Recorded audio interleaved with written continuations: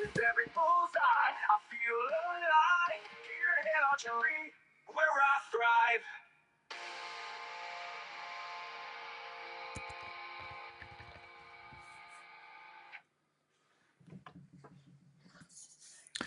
What's up, everybody? All right, getting ready to launch the show. You guys ready? Let's hang on, and I think we're ready. Here you go. You ready? I'm ready. I'm ready. You ready? I'm ready. Let's go. I grab my quiver and my bow. It's my gearhead, don't you know?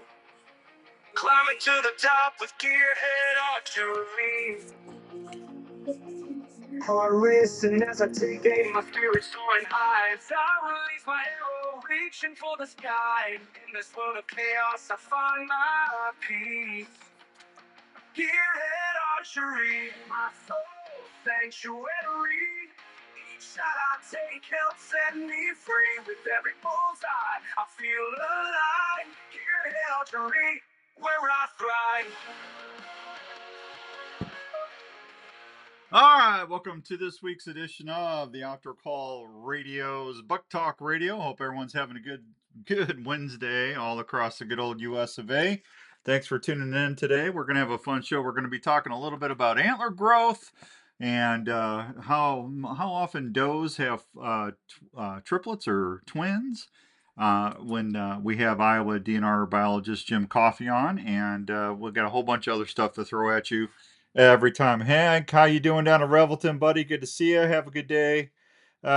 Steven, good to see you out there. Always good to see everybody on the online on the app, and also with you guys on there. Let me give Jim a call and see what he is up to.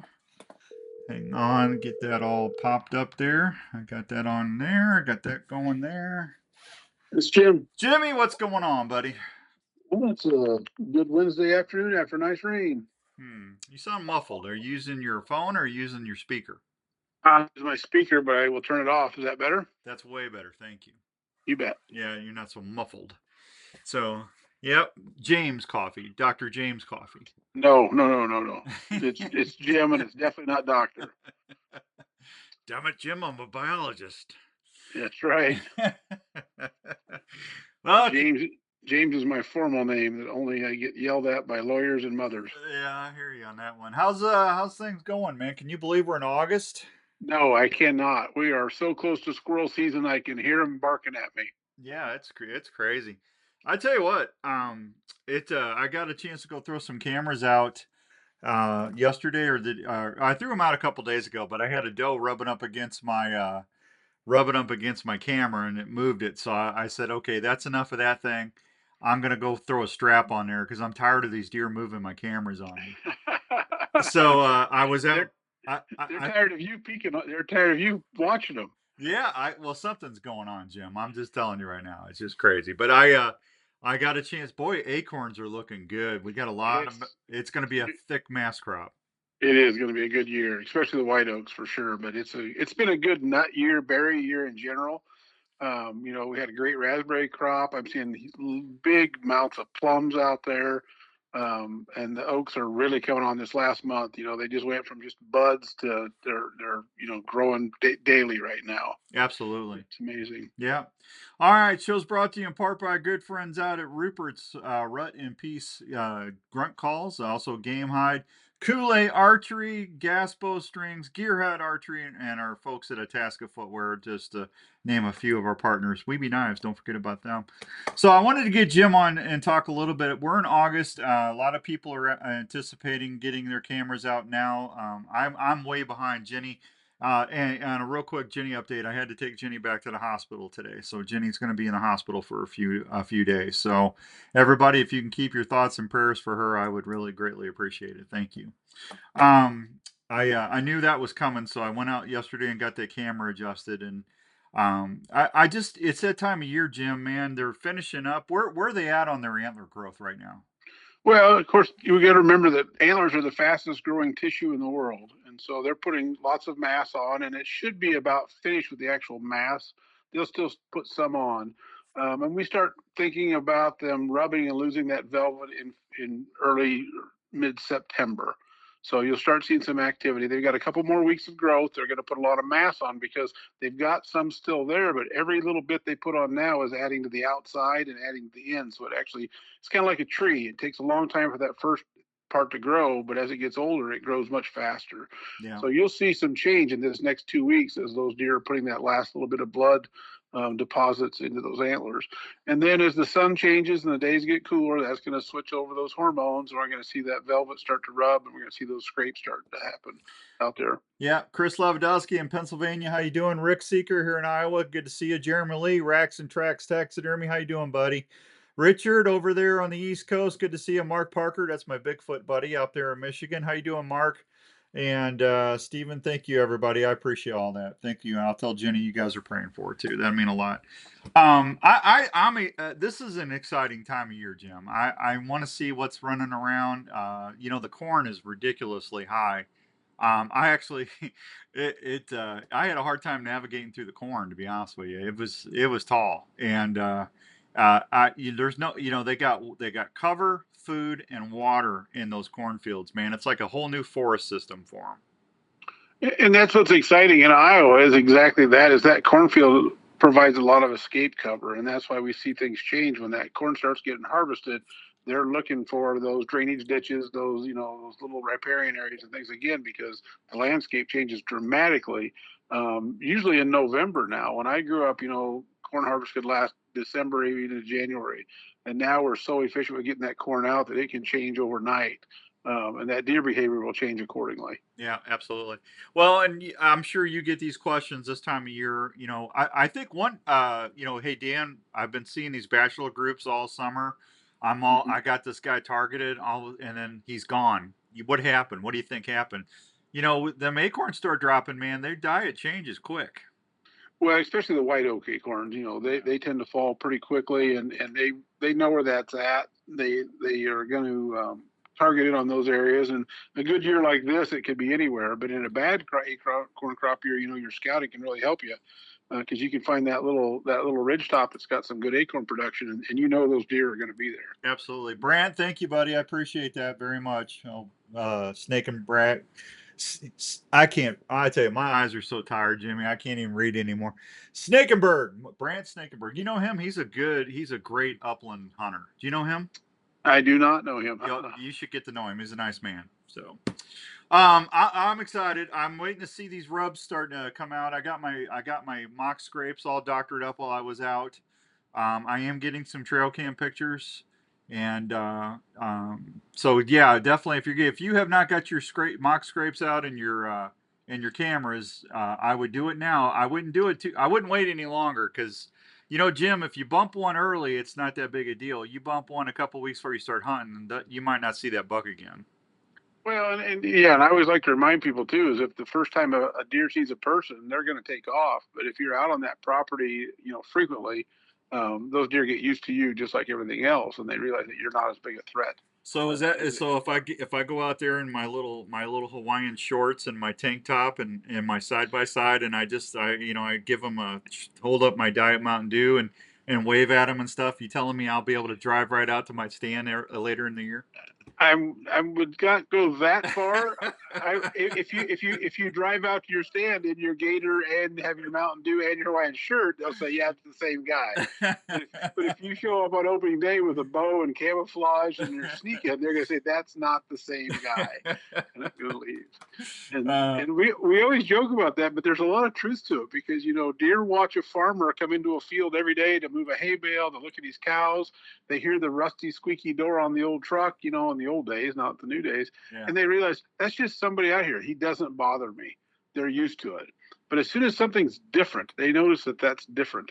And this is where I put in a plug for squirrel hunting, is if you're out there squirrel hunting and moving around in your forest, and you're chasing squirrels in your camouflage and you're sneaking, the deer realizes pretty soon you're not chasing him, you're after something else, and pretty soon he becomes accustomed to you. Yeah. You're another part of his landscape that he really doesn't have to worry about, because you haven't bothered him in the past. But for some people, they want to have these big refuge areas and then only sneak in on the days they deer hunt, and that deer instantly says something's different. No, I get it. I get it. Hmm. I'm telling you, Yeah. I get it. So I had a wonderful email, and I can't tell you the guy's name because I got my you're on the phone. I can't look right now, but and I'm more brain dead than normal today. He wanted me to ask you about how often do does have triplets and twins, Hmm. and I thought we'd have a good discussion with that. So let's talk a little bit about that. How often I mean, what determines if a doe has twins or triplets? Is it age? What's the factor? It's several things, and not to sound like a broken record, it's habitat. So age is part of it. The more mature a doe is, they tend to be more fertile and more better mothers. Yeah. And obviously, but that doesn't age doesn't do you any good if you're not in good body condition. And body condition also has to do with social condition, that stresses, those social stresses that come from having too many deer on your landscape. So as they tend to mature, and a mature doe, and let's just say that doe that's 3 to 6 years old, okay, because that's probably the majority of deer aren't going to live past 6 years in an Iowa hunted landscape. There's about a 5 to 10% chance that they'll have triplets. So not real high, but there are some deer out there that throw triplets, and they're usually going to be your mature does in a healthy landscape with less social stresses. Okay. Well, that makes sense to me. So genetics and how well they're doing. Absolutely. Yeah. Well, genetics is always part of the equation. So if you're a good producer, you tend to always be a good producer. But in general, if you're just a nice, healthy deer and you don't have stresses, you've got access to escape cover, you've got food, you've got not a bunch of other deer around you chasing you around and harassing you because you're not the mature doe in the group, then you have, that 5% chance Okay. of throwing triplets. Tommy, thank you, buddy. Jake Pike, thank you, Jake. Always good to see you, Jake from State Farm. Thank you for that. I appreciate that as well. You know what? What do we actually know the number that coyotes take fawns? Is it an adult coyote will kill up to 14 fawns a pupping season? What is the stats on that? Do you know? Well, it's going to be very highly variable. There's lots of studies out there, but it's really going to vary depending on what part of the country you're in. In Iowa, we've never really done a hardcore predator study on recently on deer.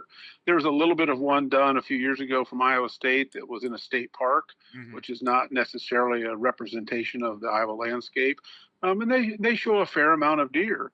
And in some states, they'll show up to 50% of your fawns can be consumed by coyotes, but it's typically in that first 2 to 4 week period when those fawns are very inactive or not active at all to just not very active when they're barely moving. And then after that, the coyotes will switch back to their normal diet, which is small mammals such as mice, voles, things like that. Yeah. So they're taking advantage of those fawns being immobile and plentiful on the landscape, which is in reality one reason why we like to have a nice tight rut is because what we do is we call it flooding the market is when all those fawns are dropping at the same time, there's a greater chance of individual survival because there's so many fawns on the landscape, the coyotes cannot consume them.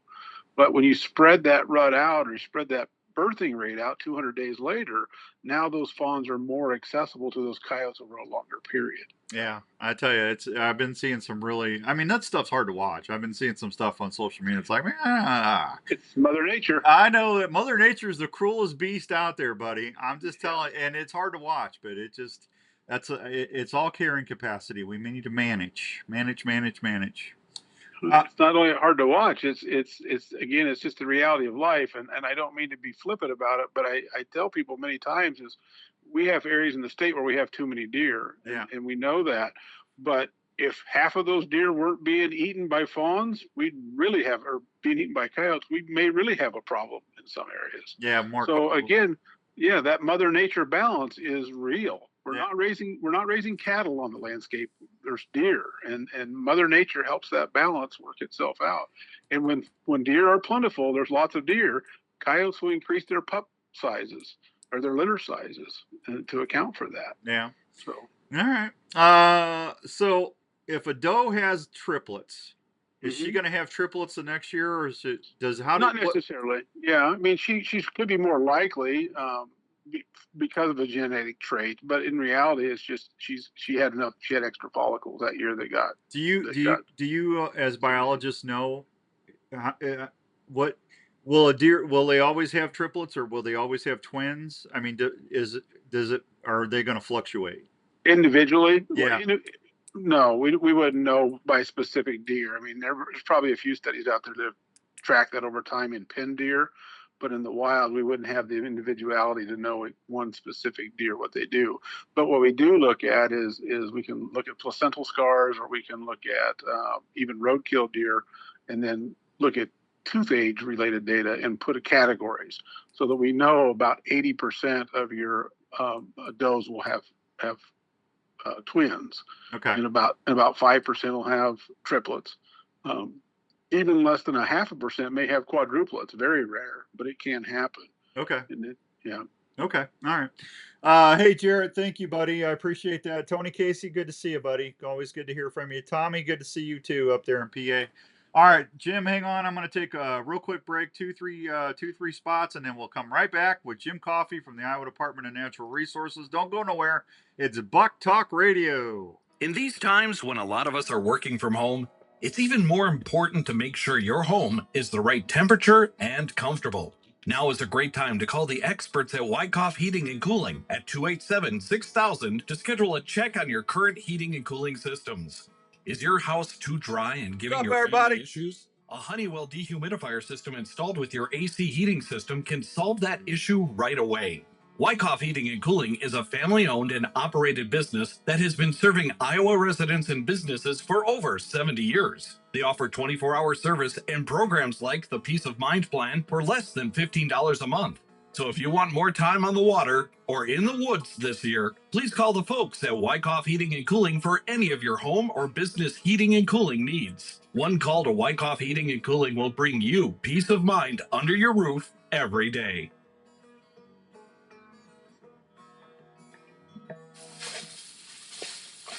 Trails are not always easy. That's why your boots need to fit and perform when you're outdoors. Itasca Footwear has been helping folks on their adventures for over 40 years. Itasca learned over the years that using only the highest quality materials and hardware is the way to make footwear for the whole family in all situations. Whether you're out elk hunting, chasing moose or whitetails, riding snowmobile trails, or ice fishing in sub-zero weather, Itasca Footwear will provide you not only a great fit, but comfort for all-day adventures. Itasca has sizes and styles for the whole family. You want to give them the same comfort and fit that you look for in footwear so everyone can enjoy their day.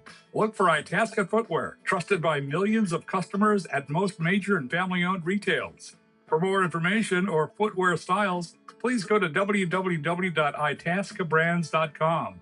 Itasca Footwear. They will keep you on the move.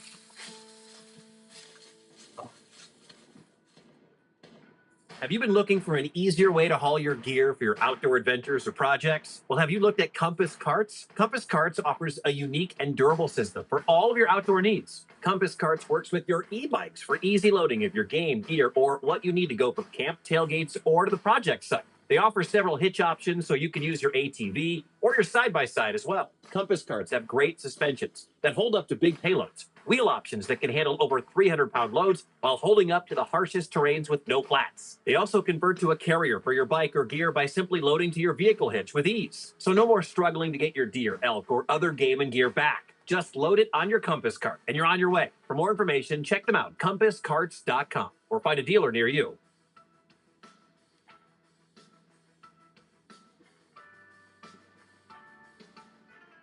I grab a quiver and my bow. It's my deer head, don't you know? Climbing to the top with Gearhead Archery. All right, welcome back to Buck Talk Radio on the Outdoor Call Radio Network. Hope everyone's having a great Wednesday all across the good USA. Visiting with our buddy Jim Coffey from the Iowa Department of Natural Resources.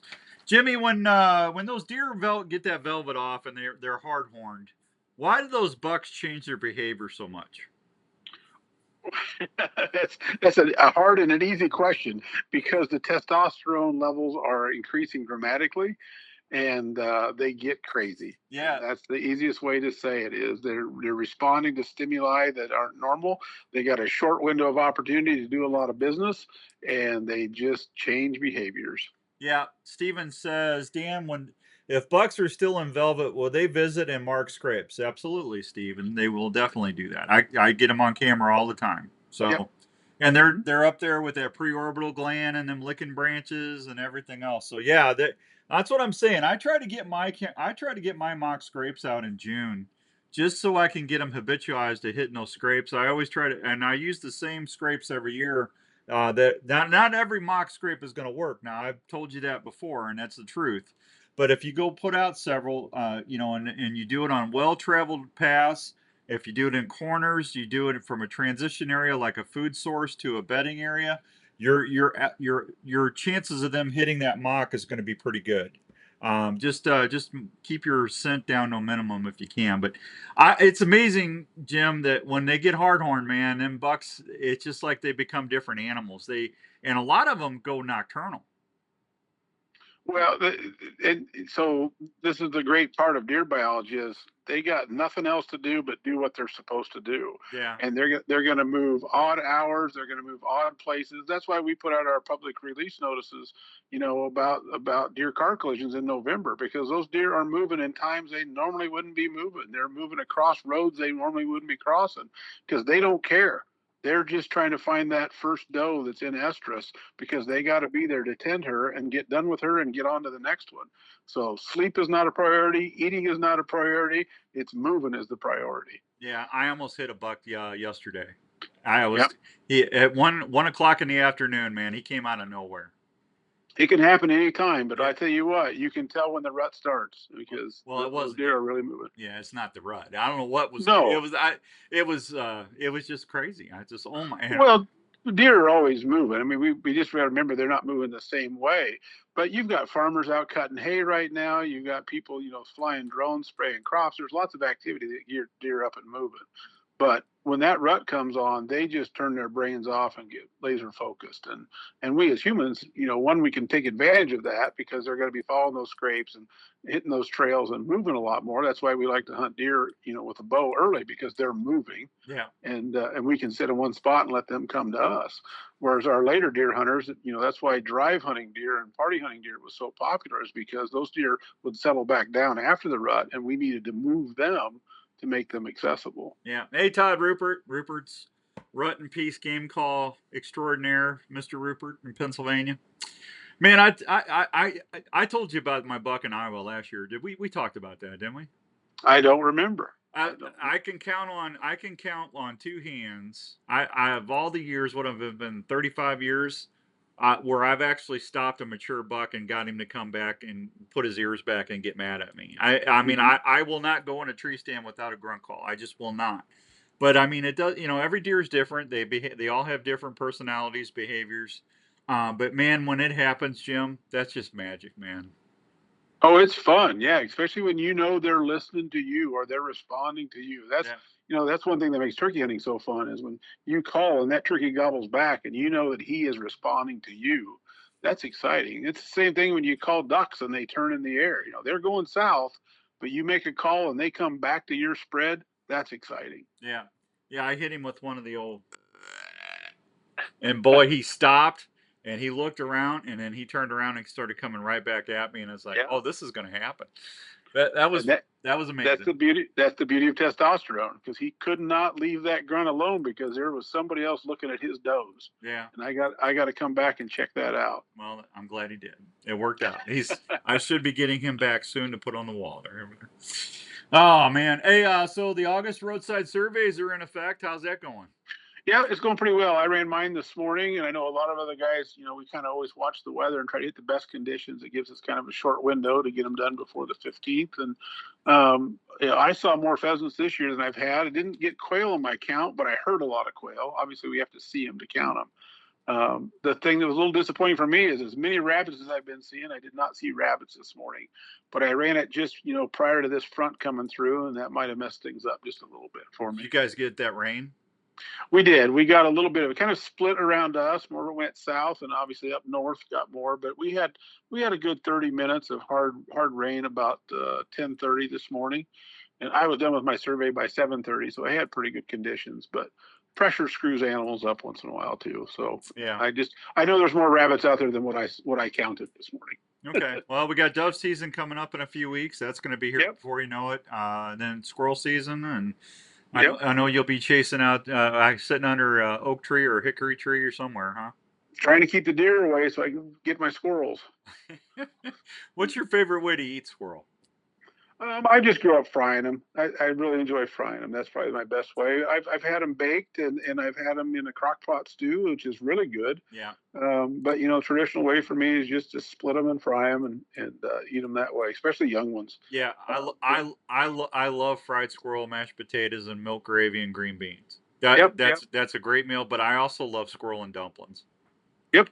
That squirrel and dumplings is excellent. Yeah, that's usually what I do with frozen squirrels. Yeah. If I shoot them and freeze them, I'll take them out and make dumplings. But fresh squirrels, I like to freeze them and just what you said, new roast potatoes Yeah. and a little cream sauce, and that's about perfect. Yeah, that's amazing. You got to work the fair this week? I work it next week. I Yeah. work it next Sunday. Yep. Okay. All right. Well, always a pleasure coming on. Thank you so much for making time for me, as always. Anything else you need to tell the folks? No, just our turkey survey is still going on in Iowa and in most other states for those people listening out of state. And most states have an electronic way of submitting that now. So please, if you're seeing turkeys out there, fill out those surveys, and that'll give us a good idea of what's happening for reproduction this year. Okay. Jimmy, I'll talk to you soon. If you need something, let me know. Appreciate it, Dan. All right, buddy. Thank you. Have a good night. You take care. All right. There he goes, Jim Coffey, everybody, from the Iowa Department of Natural Resources. There you go. Let's see. Speed Broadheads is on sale right now. You can check them out. Go check those. You're going to like them. I'm going to start giving a few of those away here next week. So we'll do that. The prize for the secret listener contest this Saturday is going to be a Weeby knife big game processing kit. So if you haven't sent me a screenshot on the app, you better do that because I'll draw the winner on Saturday.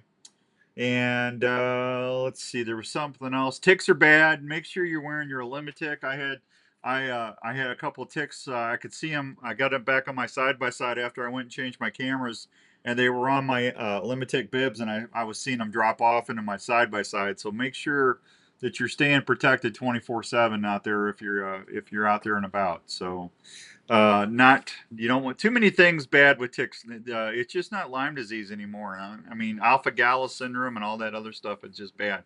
I want to thank Christian Costa, my buddy. I call him Pizza Man. Christian Costa, Larry McCoy, Ryan, and Paul.